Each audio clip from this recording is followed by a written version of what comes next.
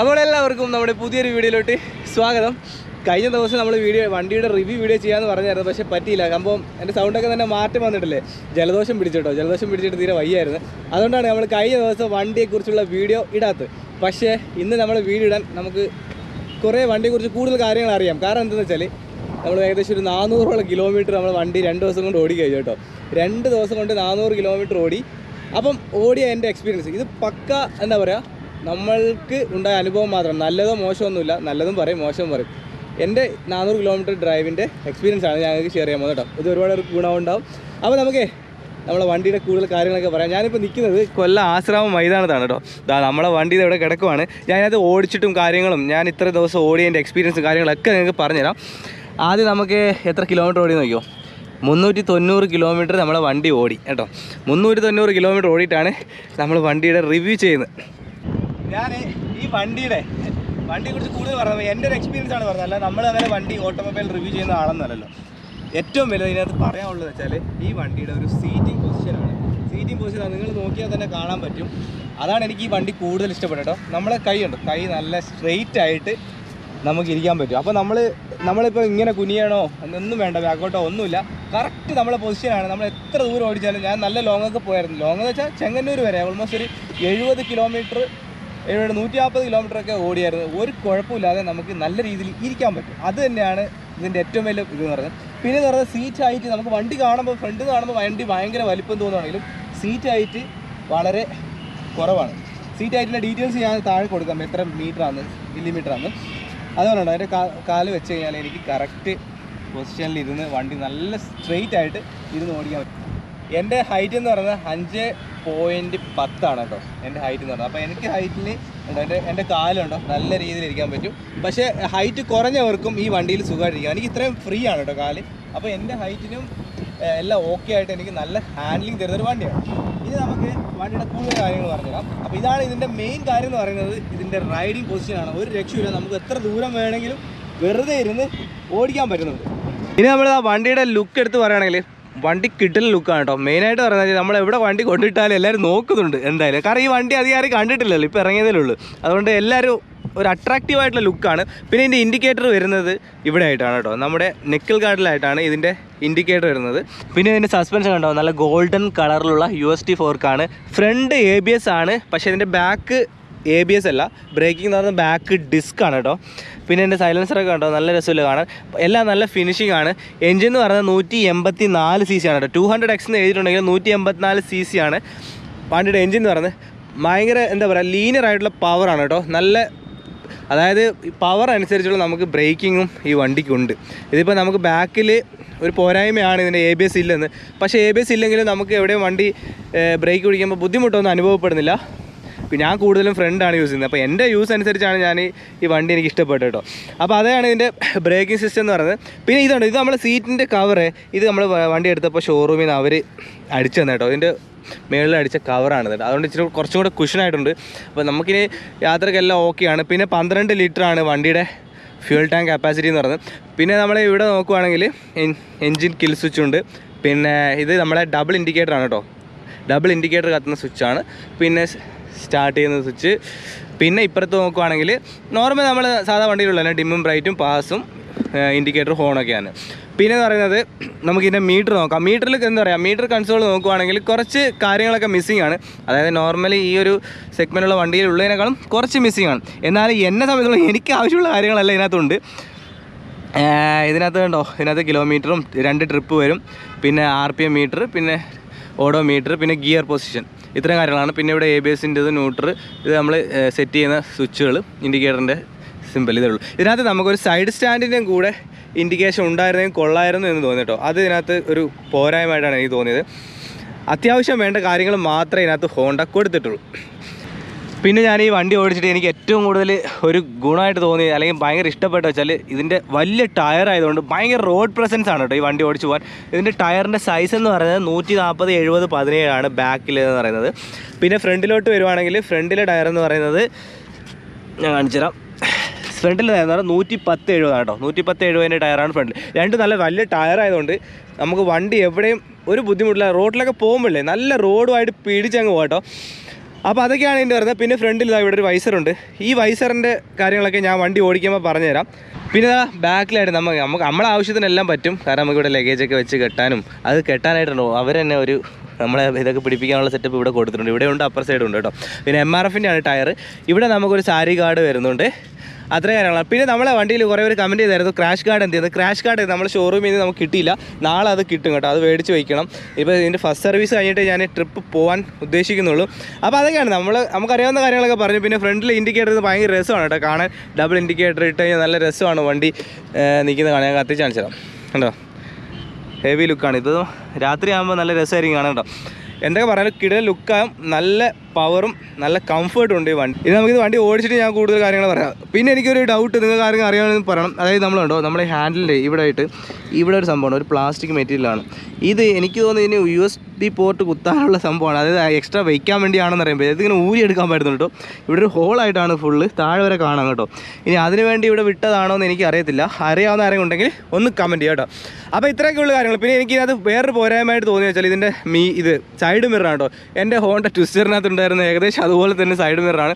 ഒരു എന്താ പറയുക, ഒരു ലുക്കില്ല. സാധാ നോർമൽ ഒരു സൈഡ് മിററായിപ്പോയി. പക്ഷേ ഇത് ഇച്ചിരി ക്വാളിറ്റിയും ബലമൊക്കെ ഉണ്ട് മറ്റേ വണ്ടിയേക്കാളും. പക്ഷേ കാണാനൊരു മനയില്ല, അത്രേ ഉള്ളൂ. അപ്പോൾ ഇനി എന്തോ ഇനി പറയാനുള്ളത്. ഇനി നമുക്ക് എന്ത് ചെയ്യാം, ഇവിടെ ഒരു ഇതുണ്ടോ, ഇതൊരു പ്രൊട്ടക്ഷനാണ്. പക്ഷേ ഇത് ചെളി തെറിക്കാനുള്ള പ്രൊട്ടക്ഷനേ ഉള്ളൂ. അതൊരു പ്ലാസ്റ്റിക് മെറ്റീരിയലാണ് കേട്ടോ. അപ്പോൾ അത്രയൊക്കെയാണ് കാര്യങ്ങൾ.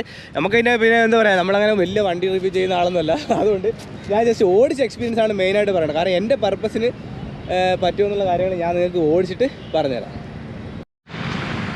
ഞാൻ നിങ്ങൾക്ക് ഇതാ വണ്ടി ഒന്ന് സ്റ്റാർട്ട് ചെയ്ത് കാണിക്കാം കേട്ടോ. സ്റ്റാർട്ട് ചെയ്യുമ്പോൾ ഇതിൻ്റെ സൗണ്ട് എങ്ങനെയുണ്ടെന്ന് നോക്കിയോ. നല്ല കിടിലൻ സൗണ്ടാണ്, എനിക്ക് ഭയങ്കര ഇഷ്ടപ്പെട്ട്. നമുക്കപ്പോൾ ഇതിൻ്റെ സൗണ്ട് ഒന്ന് നോക്കാം കേട്ടോ.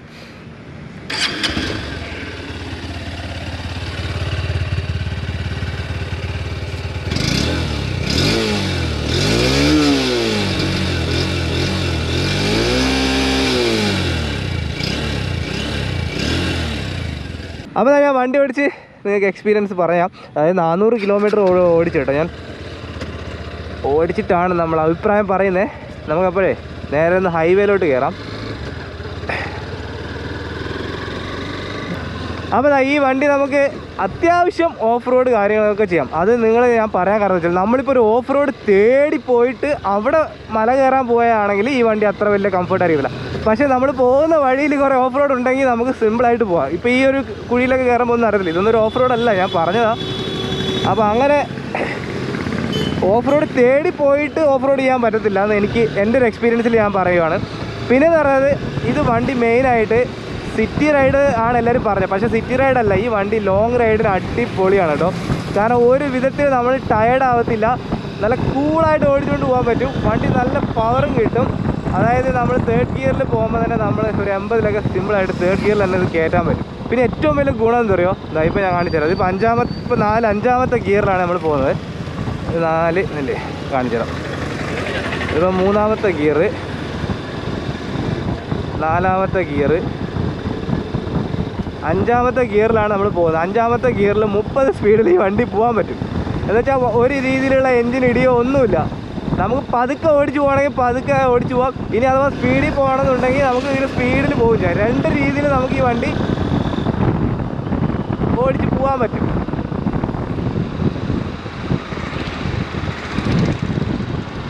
പിന്നെ ഞാൻ ലോങ് ഓടിച്ചതിലുള്ള എൻ്റെ ഒരു എക്സ്പീരിയൻസ് എന്ന് പറയുന്നത്, ഞാൻ പറയല്ലോ, എനിക്ക് എൻ്റെ ഹൈറ്റിന് ഈ ഒരു സ്ക്രീൻ ഉണ്ടല്ലോ, വിൻഡ് സ്ക്രീൻ, ഇത് എനിക്ക് അത്ര വലിയ രീതിയിലുള്ള ഒരു കാറ്റിനെ പ്രൊട്ടക്ഷനൊന്നും തരുന്നില്ല. എനിക്കൊരു പോരായ്മയായിട്ടാണ് തോന്നിയത്. അതായത് എന്നെ സംബന്ധിച്ചിടത്തോളം എനിക്ക് നല്ല രീതിയിൽ കാറ്റ് എൻ്റെ നെഞ്ചത്തോട്ട് തന്നെ അടിക്കുന്നുണ്ട് കേട്ടോ. പക്ഷേ കുറച്ച് ഹൈറ്റ് കുറഞ്ഞ ആൾക്കാർക്കാണെങ്കിൽ ഇത് നല്ല രീതിയിൽ ഉപയോഗപ്പെടും. പക്ഷേ എനിക്കിത് വലിയ ഉപയോഗമായിട്ട് എനിക്ക് തോന്നിയില്ല. അതൊരു എൻ്റെ സൈഡിലുള്ളൊരു പോരായ്മയായിട്ട് എനിക്ക് തോന്നി. കാരണം ഇത് കുറച്ചും കൂടെ ഒന്ന് പൊങ്ങിയിരുന്നെങ്കിൽ എനിക്ക് കറക്റ്റായിരുന്നേനെ. ഇപ്പം എനിക്ക് സ്പീഡിൽ പോകുമ്പോൾ എനിക്ക് കാറ്റടിക്കുന്നുണ്ട്. അത് എനിക്ക് ഇച്ചിരി ബുദ്ധിമുട്ടൊന്നുമില്ല. നമ്മൾ ഇതൊന്നും ഇല്ലാത്ത വണ്ടിയിലാണ് പോയത്. നമ്മൾ തമ്മിലുള്ള നമുക്കൊരു ബുദ്ധിമുട്ടൊന്നുമല്ല. അത് ഈ ഒരു വണ്ടിയുടെ രീതിയിൽ ഞാൻ പറഞ്ഞതേ ഉള്ളൂ. അപ്പോൾ അതൊരു ചെറിയൊരു ഇഷ്യൂ ആയിട്ട് എനിക്ക് തോന്നി. അത് ഇത് വേണമെങ്കിൽ ഇച്ചിരി കൂടെ പൊക്കാനുള്ള സെറ്റപ്പൊക്കെ ഇനി വരുമെന്ന് തോന്നുന്നു ഭാവിയിൽ. അല്ലെങ്കിൽ ഇതിൻ്റെ എക്സ്ട്രാ ആക്സസറീസ് മേടിച്ച് ചെയ്യാൻ പറ്റും. അതൊക്കെ റെഡിയാക്കാൻ പറ്റുന്ന കേസേ ഉള്ളൂ. പിന്നെ ഇത് തന്നെയാണ് ഇതിൻ്റെ ഗുണം. എത്ര നേരം വേണമെങ്കിലും നമുക്ക് ഇരുന്ന് ഓടിക്കാൻ പറ്റും. ഞാൻ ഈ 400 കിലോമീറ്റർ ഓടിച്ചത് അറിഞ്ഞ പോലുമില്ല. ഇത് ചെങ്ങന്നൂരിൽ നിന്നൊക്കെ വരുമ്പോൾ ഞാൻ സാധാരണ 2 സ്ഥലത്തൊക്കെ നിർത്തിയിട്ടൊക്കെ വരുന്നത്. ഇത് ഒറ്റ സ്ട്രെച്ചിൽ നമുക്ക് വരാൻ പറ്റും. ഒറ്റ സ്ട്രെച്ചിൽ 100-150 കിലോമീറ്ററൊക്കെ നമുക്ക് സിമ്പിളായിട്ട് ഓടിച്ച് പോവാം. അങ്ങനെ വലിയ ഹീറ്റിങ്ങോ കാര്യങ്ങളോ ഒന്നുമില്ല. ഇത് സംഭവം എയർ കൂൾഡ് എഞ്ചിനാണ്. എന്നിരുന്നാൽ പോലും ഒരു ഹീറ്റിങ്ങും എനിക്ക് തോന്നിയില്ല കേട്ടോ, ഞാൻ കണ്ടിന്യൂസ് ആയിട്ട് ഓടിച്ചിട്ട് പോലും. അപ്പോൾ അതൊരു ഗുണമാണ്. പിന്നെ ഇതിൻ്റെ റോഡ് പ്രസൻസ് പറഞ്ഞറിയിക്കാൻ പറ്റാത്ത റോഡ് പ്രസൻസ് ആണ് കേട്ടോ. നല്ല റോഡ് പ്രസൻസ് ആണ്. നമ്മളിങ്ങനെ റോഡിലിങ്ങനെ പിടിച്ചിരുന്ന് പോകുന്നത് തോന്നും. പിന്നെ ബ്രേക്കിംഗ് ഒന്നും യാതൊരു ഇഷ്യൂ ഇല്ല.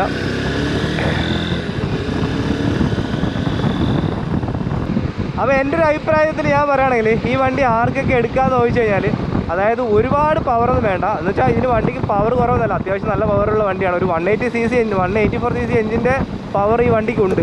എന്നെ സംബന്ധിച്ചിടത്തോളം ഇത് ഭയങ്കര പവറാണ് എനിക്ക് കേട്ടോ. അപ്പം 180cc പവറുണ്ട്. പിന്നെ ദൂരം പോകാൻ ആഗ്രഹിക്കുന്നവർക്ക് സൂപ്പറായിട്ട് ഈ വണ്ടി എടുക്കാം കേട്ടോ. കാരണം ഇത് ലോങ് റൈഡിന് അടിപൊളിയാണ്. കാരണം ഞാൻ എൻ്റെ ഒരു എക്സ്പീരിയൻസ് വെച്ചോ, ഇത്രയും കിലോമീറ്റർ ഞാൻ ഓടിയോണ്ട് പറയുകയാണ്, ഇത് ദൂരം പോകാൻ സൂപ്പറാണ് ഈ വണ്ടി. പിന്നെ നമ്മൾ പോകുന്ന വഴിക്കുള്ള ഓഫ് റോഡൊക്കെ നമുക്ക് ചെയ്യാം. അല്ലാതെ നമ്മൾ ഓഫ് റോഡ് തേടി പോകരുത്. ഞാൻ നേരത്തെ പറഞ്ഞാൽ തേടി പോയാൽ അത്ര വലിയതില്ല. കാരണം വെച്ചാൽ ഇതിൻ്റെ ഗ്രൗണ്ട് ക്ലിയറൻസ് കുറച്ച് കുറവായതുകൊണ്ട് നമുക്ക് അങ്ങനെ ഹെവി ഓഫ് റോഡൊന്നും ചെയ്യാൻ പറ്റില്ല. പക്ഷേ ബാക്കിയുള്ള എല്ലാ കാര്യങ്ങളും ചെയ്യാം. ഇത് എല്ലാ പർപ്പസിനും യൂസ് ചെയ്യാൻ പറ്റുന്നൊരു വണ്ടിയാണെന്നാണ് എൻ്റെ അഭിപ്രായം. അപ്പോൾ എന്തായാലും എനിക്ക് ഈ വണ്ടി ഭയങ്കരമായിട്ട് ഇഷ്ടപ്പെട്ടു. എനിക്കിത് 400 കിലോമീറ്റർ ഓടിച്ചിട്ട് ഇതിൻ്റെ വണ്ടി ഇപ്പോഴും എടുക്കാൻ കൊതിയാവുകയാണ് ഈ വണ്ടി ഓടിക്കാനായിട്ട്. അത്രയ്ക്ക് രസമാണ്, ഇൻട്രസ്റ്റിംഗ് ആണ് ഇത് ഓടിച്ചുകൊണ്ട് പോകാമെന്ന് പറയുന്നത്. പിന്നെ എല്ലാവർക്കും ഓടിക്കാൻ പറ്റും. ഇത് ബിഗിനർ ആണെങ്കിലും ഈ വണ്ടി ഓടിക്കാം. ഏത് ടൈപ്പ് ഓഫ് ആൾക്കാർക്ക് ഇത് യൂസ് ചെയ്യാം. ഹൈറ്റ് കുറഞ്ഞവർക്ക് യൂസ് ചെയ്യാം, ഹൈറ്റ് കൂടിയവർക്ക് യൂസ് ചെയ്യാം. എന്നാൽ ഒരു വലിയൊരു വണ്ടി കൂടിയാണ് കേട്ടോ. അപ്പോൾ നമ്മൾ തുടങ്ങിയെടുത്ത് നമ്മൾ തിരിച്ചെത്തി. അപ്പോൾ എന്തായാലും നമ്മൾ വണ്ടി ഓടിച്ചിട്ടോ. നമ്മൾ അത്യാവശ്യം കാര്യങ്ങളെല്ലാം നിങ്ങൾക്ക് പറഞ്ഞു തന്നിട്ടുണ്ട് ഈ വണ്ടിയെക്കുറിച്ച്. ഇനി നമ്മൾ യാത്ര ചെയ്യാൻ പോകല്ലേ, അടുത്ത ഒരു 3-4 ദിവസത്തിനുള്ളിൽ ഞാൻ യാത്ര തുടങ്ങും കേട്ടോ. തുടങ്ങിക്കഴിഞ്ഞാൽ പിന്നെ നമുക്ക് എന്നും വണ്ടിയുടെ കൂടുതൽ കാര്യങ്ങൾ അപ്ഡേറ്റ് എല്ലാം നമുക്ക് വരുത്താം കേട്ടോ. പിന്നെ പറഞ്ഞാൽ വേറെ കാര്യം കൂടെ കാണിച്ചു തരാം. നമ്മുടെ വണ്ടിയുടെ ഹെൽമെറ്റ് നോക്കിയേ. ആദ്യം ഞാൻ ഹെൽമെറ്റാണ് മേടിച്ചത്. ഇപ്പോൾ ഹെൽമെറ്റിനൊത്ത വണ്ടിയാണ് നമ്മൾ മേടിച്ചിരിക്കുന്നത് കേട്ടോ. എല്ലാം ഓൾമോസ്റ്റ് സെയിം ആണ് കേട്ടോ. ഈ വെള്ള കറുപ്പ് ചുവപ്പ് ഹെൽമെറ്റും വണ്ടി വെച്ച് കഴിഞ്ഞാൽ വണ്ടിയുടെ ബോഡിയാണെന്ന് പറയും. എല്ലാം അതേപോലെ ഇരിക്കും കേട്ടോ. അപ്പോൾ അത്രയൊക്കെ ഉള്ളതാണ്. പിന്നെ എന്ന് പറയുന്നത് ആർക്കൊക്കെ എടുക്കാമെന്ന് വെച്ചാൽ ഈ വണ്ടി അതായത് സിറ്റിയിൽ ഉപയോഗിക്കാനും അത്യാവശ്യം ദൂരമൊക്കെ പോകാനും ഒക്കെ ഈ വണ്ടി നമുക്ക് ഉപയോഗിക്കാം. കാരണം സിറ്റിയിൽ ഉപയോഗിക്കുകയാണെങ്കിൽ ഇത് വളരെ ലൈറ്റായിട്ട് ഉപയോഗിക്കാം. കാരണം വലിയ വെയിറ്റ് ഇല്ല. ലോങ് പോവുകയാണെങ്കിൽ നമുക്ക് എത്ര വേണമെങ്കിൽ ഇരുന്ന് ഓടിക്കാം. 2 പർപ്പസിനും ഈ വണ്ടി പറ്റും. പിന്നെയെന്ന് പറയുന്നത് അത്യാവശ്യം ഓഫ് റോഡ് പോകാൻ പറ്റും. പിന്നെയെന്ന് പറയുന്നത് വലിയ ഹൈറ്റ് ഇല്ല, അത്രയും വലിയ ഹൈറ്റ് ഒന്നുമില്ല. അതായത് ഇത് കാണാൻ പറയല്ലോ, ഇതൊരു അഡ്വഞ്ചർ ലുക്കുള്ള വണ്ടിയാണ്. അപ്പോൾ ആ ഒരു അഡ്വഞ്ചർ ലുക്കുള്ള വണ്ടിയുടെ ഒരു ഹൈറ്റ് ഒന്നുമില്ല. അതുകൊണ്ട് എല്ലാത്തരം ഹൈറ്റുള്ളവർക്കും അത്യാവശ്യം ഈ വണ്ടി ഓടിച്ചു പോകാൻ പറ്റും. പിന്നെയെന്ന് പറയുന്നത് നിങ്ങൾ ഈ വണ്ടി എടുക്കുകയാണെങ്കിൽ വെറുത്താണ് കേട്ടോ. കാരണം എന്ന് പറഞ്ഞാൽ അത്രയും രസമാണ്. ഇത് ഞാൻ പറയാൻ കാരണം വെച്ചാൽ നമ്മൾ ഒരിക്കലും ആരുടെ റിവ്യൂ കണ്ടിട്ട് വണ്ടി എടുക്കരുത്. നിങ്ങൾ പോയി ഓടിച്ച് നോക്കിയാലേ അറിയത്തുള്ളൂ. ഓരോരുത്തർക്കും ഓരോ കംഫർട്ടായിരിക്കും ഓരോ വണ്ടികൾ. അപ്പം എൻ്റെ അഭിപ്രായത്തിൽ എനിക്കിത് ഭയങ്കര കംഫർട്ടാണ്. എനിക്ക് ഹോണ്ടയുടെ ബ്രാൻഡേ എനിക്കിഷ്ടമാണ്. അതുപോലെ തന്നെ ഹോണ്ടയിലുള്ള ഈ ഒരു വണ്ടി എനിക്ക് ഓടിച്ചിട്ട് എനിക്ക് ഭയങ്കര കംഫർട്ടാണ്. അപ്പം നിങ്ങൾ പോയിട്ട് ടെസ്റ്റ് ഡ്രൈവ് ചെയ്തിട്ട് വണ്ടി എടുക്കുക. അല്ലാതെ നമ്മളെ റിവ്യൂ കണ്ട് ആരും എടുക്കരുത്. കാരണം പല റിവ്യൂ ഞാൻ നോക്കിയായിരുന്നു, പലരും പല അഭിപ്രായം പറഞ്ഞു. പക്ഷേ എനിക്ക് ഈ വണ്ടി ഭയങ്കര കംഫർട്ടാണ് കേട്ടോ. പിന്നെ എന്ന് പറയുന്നത് ഈ USD ഫോർക്ക് ഉണ്ടല്ലോ, നല്ല കംഫർട്ടാണ് കേട്ടോ. നമുക്ക് എന്താ പറയുക, റോഡിലൊക്കെ ഓടിച്ച് പോകുമ്പോഴേ നമ്മൾ മറ്റേ നോർമൽ ടെലിസ്കോപ്പിക് യൂസ് ചെയ്തുകൊണ്ടായിരിക്കാം നല്ല ഒരു കംഫർട്ട് ഫീൽ ചെയ്യുന്നുണ്ട്. പിന്നെ ABS പറഞ്ഞറിയിക്കാൻ പറ്റത്തില്ല. കിടിലൻ ABSും ബ്രേക്കിംഗ് ഒക്കെ ആയതുകൊണ്ട് അടിപൊളിയാണ് കേട്ടോ. പിന്നെ എന്ന് പറയുന്നത് ഇത് നെക്കൽ ഗാർഡ് ഉള്ളതുകൊണ്ട് നമുക്ക് കാറ്റ് കയ്യിലോട്ട് അടിക്കത്തുമില്ല. അപ്പോൾ അത്രയൊക്കെയാണ് കാര്യങ്ങൾ. അപ്പോൾ നമുക്ക് എന്ത് ചെയ്യാം, ഇന്നത്തെ വീഡിയോ ഇവിടെ വെച്ച് വൈൻഡ് ചെയ്യാം കേട്ടോ.